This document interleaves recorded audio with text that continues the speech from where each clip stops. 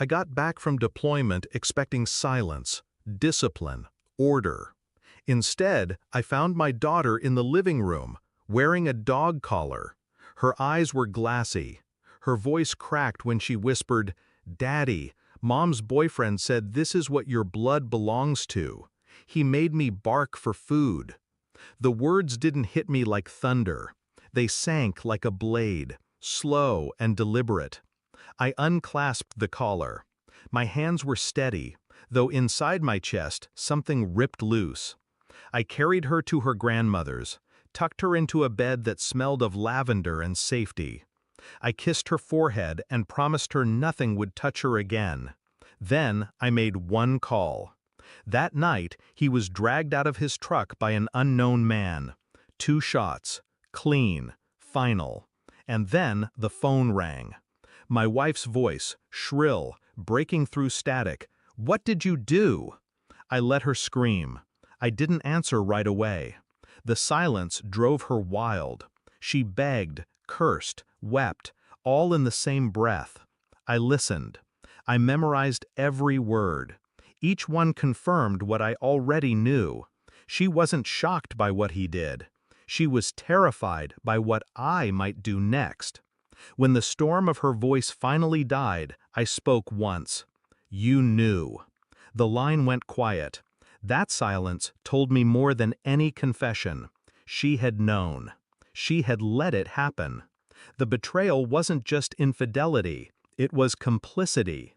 She hadn't simply chosen another man, she had chosen him over her daughter. That night I sat in the dark, staring at the collar in my hand. The metal ring caught the dim light, mocking me with its simplicity. My marriage was already dead, I just hadn't buried it yet.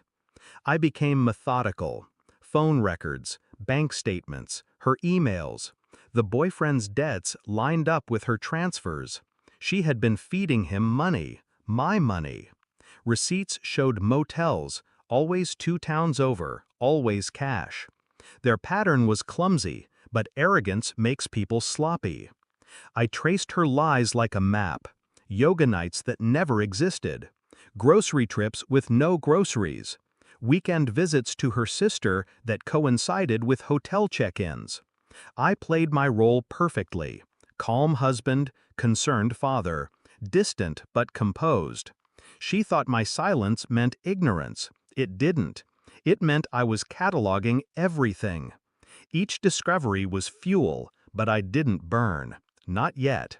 Fire is messy. Fire leaves ashes.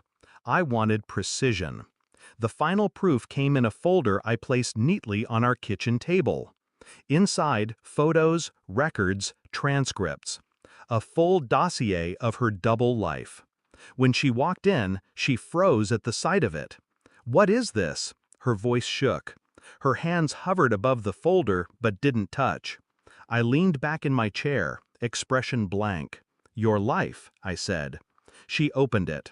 She saw herself staring back in motel cameras, her signature on transfer slips, her messages to him about how my daughter needed to learn obedience. Her breath caught. She tried to speak, but only fragments came out. Pleas, excuses, apologies. I didn't move, didn't flinch. The power wasn't in shouting, it was in silence. Her tears pooled on the pages. She was watching her life collapse in real time. Every lie stripped, every mask gone. I stood, picked up the collar from the counter, placed it in front of her, right on top of the folder. "This," I said, "is what you let him put on our daughter." Her sobs cracked the air. She reached for me, but I stepped back. Then I told her what she feared most. The police already have copies. Her eyes widened. Horror, not just at exposure, but at the permanence of it. Her name tied forever to his crime. She collapsed into the chair, clutching the collar like it was burning her. I left her there, broken, surrounded by the evidence of her betrayal. I drove back to my mother's house. My daughter was asleep, breathing softly, her hand curled around a stuffed bear. I sat in the doorway for a long time, watching, listening. The storm inside me had finally gone quiet. I realized then, revenge wasn't the gunshots in the night. It wasn't the folder on the table. It wasn't even the ruin I left my wife drowning in. Revenge was this moment, her safe, her free, and her mother knowing she would never be allowed near her again. I closed the door gently, the sound final. The man she betrayed was gone. What remained was something colder, something she would never understand.